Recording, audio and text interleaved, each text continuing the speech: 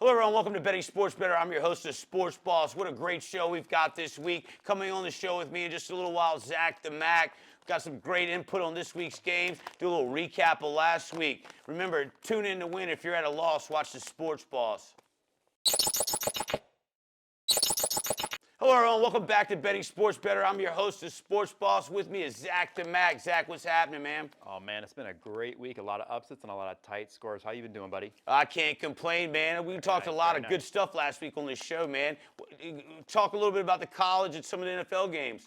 Oh, my goodness. I love when college football gets to the season where we have a lot of upsets and a lot of craziness and pandemonium. This is why we play the game. Clemson, Alabama going down, Tennessee going down. We're going to have a huge shakeup in the top four of the college football playoff. The playoff committee met last week. We talked about it. They talked about it. They came out with their new rankings, and I swear it's going to mess up and it's going to get reset again. Right now, if they're top four projected going into it, we've got number one, undisputed top dog, Clemson. The Georgia Bulldogs. Number two, it's got to be Ohio State, taking care of business at home, handling a weaker opponent. You got to do what you got to do. Number 3 through 4 and 5, this is where we get a little fun.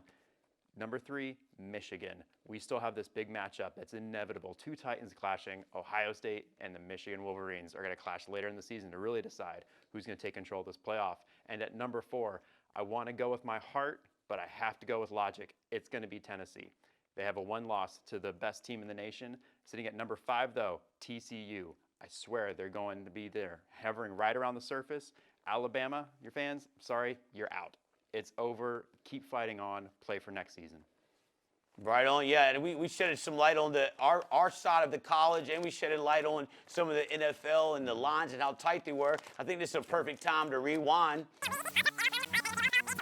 Week 9, we're staying far, far away from NFL. And as you saw, we were right on the money with that. Moving forward this week, Zach, who is one of the games that stands out in the NFL this week? I'm really excited to see the Vikings and the Bills. Buffalo, can you bounce back? Josh Allen, stop playing like you were your rookie season. Take a step back, recompose yourself, and play like the MVP that we all know that you are. Minnesota's sneaky good. They're 7-1, and they're getting no respect across the board. They're sitting way down in the polls in Super Bowl favorites. They've got the team. They acquired one of my favorite players, TJ Hawkinson, last week, and they're putting together a solid team effort. Buffalo, watch out. This team is coming, and you've got an iced-out Kirk Cousins. The dude can't be stopped. I love it. Yeah, I saw that video of him on the plane. That was awesome. Game stands out to me. Philly laying 10.5, maybe even as high as 11. At home Monday night playing the Washington Commanders. Heineke, is skeptical. He's good. He's bad. Is he an NFL quarterback? Well, he wasn't. They had to call him back in last year. He's a good fit for the team. I think the team believes in him. Philly's 8-0. That's tough. That's strong. There's only 28 teams that have done that. All of them made the playoffs. 15 made the Super Bowl, and 8 of that 15 won it. Just saying. But it's just hard to go undefeated. Which week is Philly going to take an L? I'm not saying they take it this week, but I have a lot of lean on Washington with 10.5, 11 right now. Maybe discuss that later. Another game that stands out to me this week, Dallas had the bye week. Dallas going into Lambeau Field. Aaron Rodgers. I think they've lost 5 in a row now. I don't know if they're ever going to be who Aaron Rodgers and the Packers were. Zach, what's your take on Dallas going in there playing a beat-up Packers team? I think the defensive player of the year, Micah Parsons, is going to feast on Aaron Rodgers. My Detroit Lions made life absolute hell for him, picking him off 3 times. Just imagine what a much more improved Dallas defense is going to do to that Green Bay offensive line.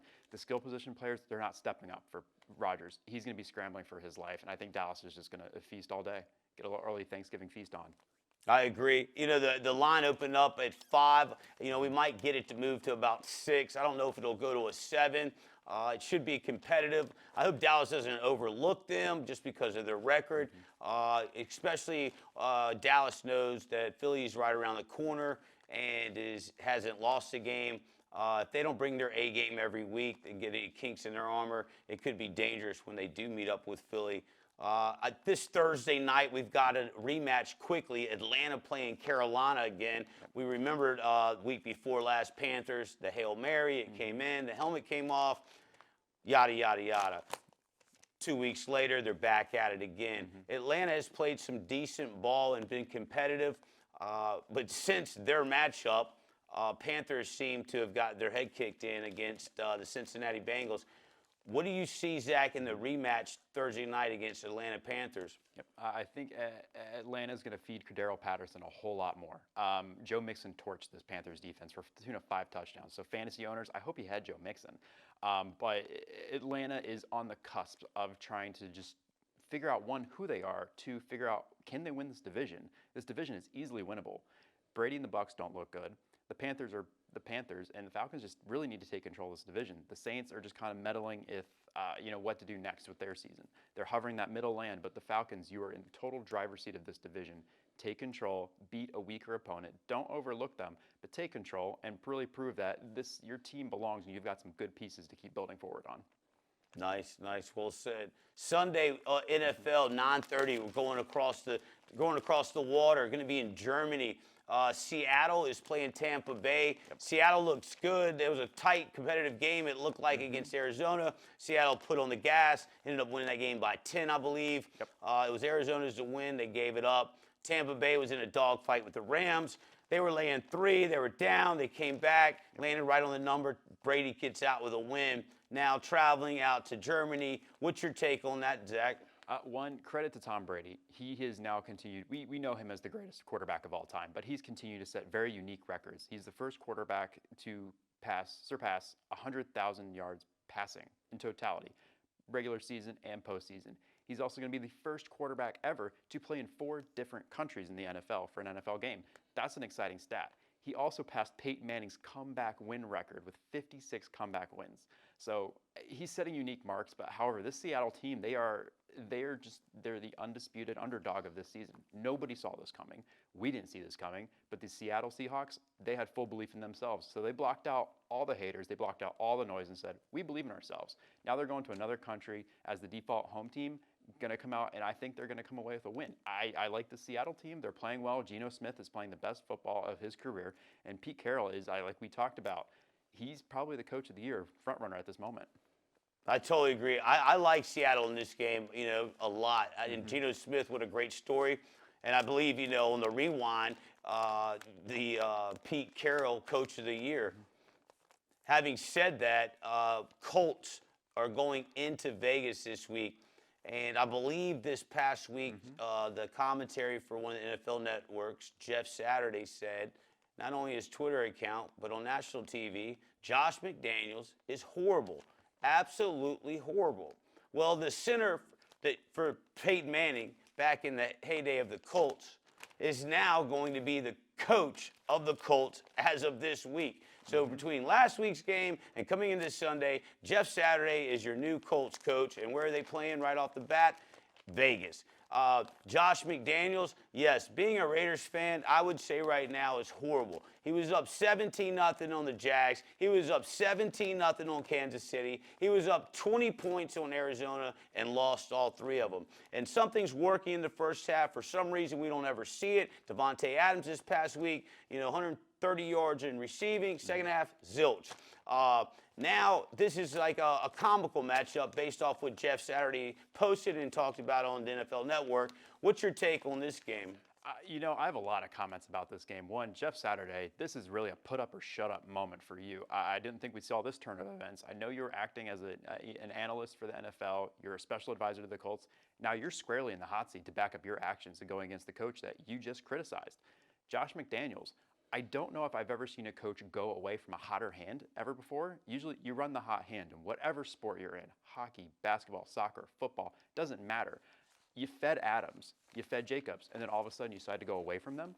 I have never seen a team unable to close out games like they do. It almost reminds me very early on in my dating career. I would get my foot in the door, but I couldn't seal the deal. That's egg on my face. But holy crap.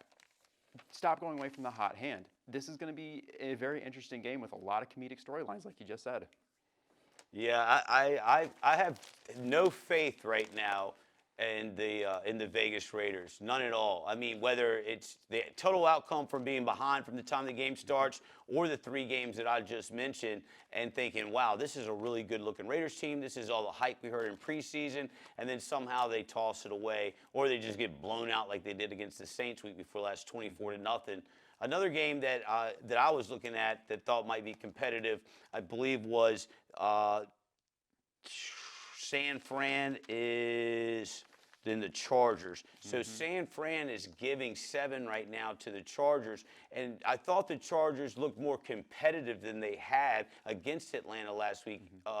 So to me, if the injury bug doesn't have the Chargers down, I think this game could be closer than the 7.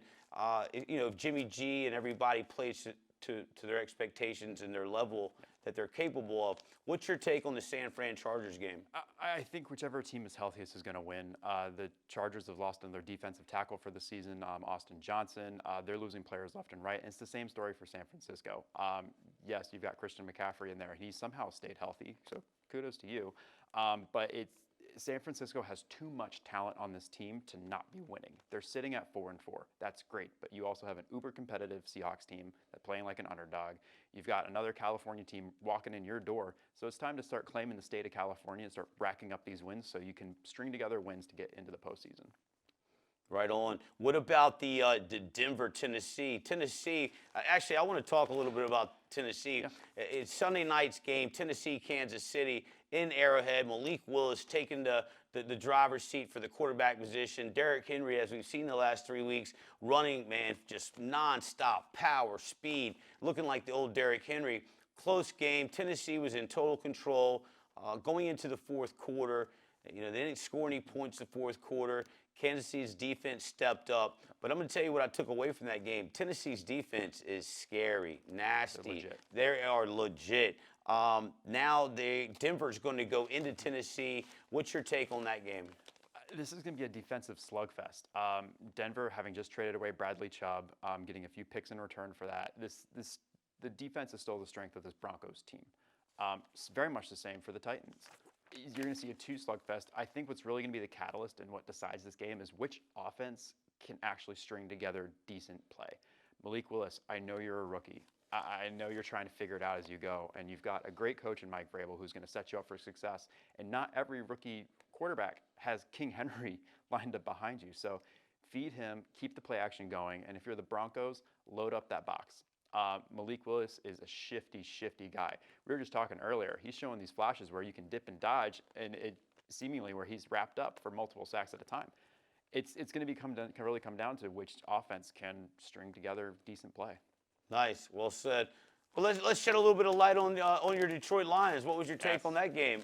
I have never been more proud of a Detroit Lions team right now. I'm right there with you, Dan Campbell, just scratching your head, hat off, just thinking, I need a drink after this game. That was a tough-fought win. You shut down Aaron Rodgers for the majority of the game. He almost threw for 300 yards, but he also threw 3 interceptions. Kudos to you, rookie safety Kirby Joseph. You got some ball skills, dude. I see you. Also, Aiden Hutchinson. I have never seen a rookie show so much time and development, studying your film, recognizing the play, especially from a shifty Aaron Rodgers offense. Reading that and getting your first career interception, awesome stuff. Also, that goal line defense, that was just some beautiful work. So defensive coordinator Aaron Glenn, you definitely deserve that game ball. Nice.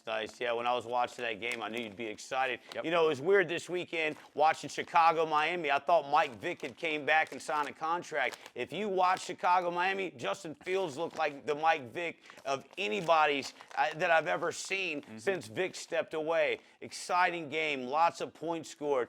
Somebody had to lose. Chicago is, they're putting some stuff together, but their draft picks coming up and some of the trades and giveaways they've done and, took a lot of negative publicity for it. It kind of reminds me of what Philly did last 3 years and what the Dolphins did. So as long as what they're doing in their hedge bets for future and draft picks works out, they kind of are starting to gel a little bit. I was very, very, very, very pleased with what I saw, but Justin Fields is starting to mature and find his own way. What did you think about that game? Well, it helps when you finally craft a game plan that plays to your young player's skill set. We knew Justin Fields was mobile coming out of college at Ohio State. It was finally took a coach to step back and say, hey, let's put in some run pass options. Let's give him some other options, some easy reads, going out and trading for a good complementary player in Chase Claypool who can give you some speed, some vertical threat, and also win those jump balls. But for him running for 178 yards on the ground, that was awesome. I think he broke Vic's record of yards rushing by a quarterback in a game, much less. But like you said, somebody had to win. The Dolphins were the better team, but if I'm a Chicago fan, I should be encouraged about what I'm seeing out of my young quarterback, because this coaching staff and team leadership is like really bunkering down and building around your young players, and that's what you want to see early on in their career. Cool, well said. I think this might be one of those rewind times. I think last week we talked about the second half NFL team, the best team that I thought could make a push, the Baltimore Ravens. Yep. Said, yeah, I think the Ravens have the second half of season push in them. In last night's game, Monday night, the Ravens took into the Superdome, went in there, and it was no Mardi Gras, but it was a big party for the Ravens. They looked good. Saints looked flat. Saints dominated the Vegas Raiders the other week, 24-0. Didn't look like the same team. However, the Raiders made the Saints look a little bit better than what's advertised. The Ravens, I still will say it this week, watching that game last night, the Ravens are a sneaky, scary team on the second half of the NFL season. What's your take? The Ravens' bread and butter continues to be a run game and a defense. Kenyon Drake has stepped up for this team in the absence of several injured running backs. That defense has always been a signature of John Harbaugh's career. Special teams, another strong phase of the game, but it was a total complete team win. The offense for the Ravens still a little lacking, but again, like I said, it's a team win. You handled the Saints, you got your win, and you're trending positively. And this is what you have to do, string together wins to be that sneaky good team to sneak into the playoffs. The AFC North is still technically wide open. The Bengals are starting to catch fire. The Steelers are treading water. And the Browns, you're just not sure what you're going to get from them. So handle your business, get your wins, get out of Dodge, and keep playing strong. Nice. Yeah, and we talked about the Bills earlier and laying 7.5 to Minnesota. But what we didn't highlight on was the Bills actually this past week took a loss against the Jets, which we've talked highly about in the show and actually given it out to our members on some of our picks. But I will say, with the Jets having the injury bug going on within the team on offense and defense, the Bills were laying the 10.5 the week before. They won by 10. Bills go up to the stadium, 10-point favorites, 10.5, 11, even as high as 11.5 against the Jets. It was the highest spread, okay, that a ranked NFL team, the Jets, at home, had ever been on the board. And so there was a lot of hype on that leading into the game. And then, of course, as we saw, the Jets got the W. What's your take on that, Zach? That was a surprising win. And, I'll take that in one of our rewind moments. I'm like, I thought the Bills would have just buzzed through the Jets. I was totally wrong. Josh Allen's starting to regress a little bit over the past couple weeks, and he's starting to play like he has to put the whole world on his shoulders. But credit to Robert Saleh and the Jets. He's got a young core, he's got a young nucleus, and that defense is solid. They're sneaking up in the top 10 in virtually almost every defensive efficiency ranking. And also, Ahmad Sauce Gardner, dude's a baller, straight baller. He is covering people like we haven't seen since Darrelle Revis, another great Jets player. So a lot of good things to look forward for your Jets. This was best case scenario win. And right now, you're starting to hang in there and be a serious competitor to sneak into the playoffs. Are the Jets similar to the Seattle Legion of Boom that year when it was no really light on their offense, the defense, and society, the public, people that buy tickets to go to games, they don't like to see a team just score 15 and hold the other team to 0. So Seattle really didn't get a lot of light shed on them until after midseason. The Jets, kind of some similarities there. A lot of similarities. Yeah. So the Jets watch out for. Defenses win Super Bowls. Offenses put people in the seats. And that team I'm speaking of was a prime example. Seattle played Denver in that Super Bowl. Peyton Manning was averaging 50-some points until they met the Legion of Doom. So let's go right into it. Who is going to be in the college national championship, Zach? Right now, if everything plays according to how they want to be, it's going to be Georgia-Ohio State. Ohio State knows how to handle their business. Georgia is manhandled Tennessee. Tennessee's been playing efficient football with Hendon Hooker, that connection with Jalen Wyatt, which Jalen Wyatt, he's really burst out. So expect him to be sneaking up some draft boards as well. But they really handled that team. Georgia got the best of it. That Georgia defense hasn't missed a beat from last year. So I'm very much excited to see Georgia, Ohio State, but I think it's going to be an interesting playoff. I'm still excited for when they expand this playoff to 8 teams so we can see a true testament of what the champion will look like. Nice, nice. Awesome. Yep. One thing we didn't talk about, I know we talked about the Miami and the Chicago game, but a team that I want to shed some light on because Miami is playing them, the Cleveland Browns. Yep. They took care of business against Cincinnati last week. And then they had a bye. They're playing Miami this week. They're catching 4.5 or 5. Cleveland is. What's your take on Cleveland? And then really a big topic right now is Deshaun Watson. It's coming back, so this might be Brissett's last start to make a name for himself. Well, first off, I like Jacoby Brissett. I think he's been in some very good situations and some tough situations throughout his career. Being a backup to Tom Brady, being traded to the Colts, finding himself being a traditional journeyman around the league. I liked him coming out of college. I think he's a solid NFL quarterback and a very capable individual to lead a team. However, having Deshaun Watson back in his skill set arriving to that team will really maximize the potential with Amari Cooper as the legitimate #1 receiver. Nick Chubb will make any offense look good. But Deshaun Watson's upside is much, much higher than Jacoby Brissett's. However, the perception around Deshaun Watson, it's unavoidable. It's a testament to see how the league really reacts to these situations as player getting in trouble on off the field issues. But keeping it on the field, it'll be interesting to see how Deshaun Watson re-associates himself to the speed of an NFL game.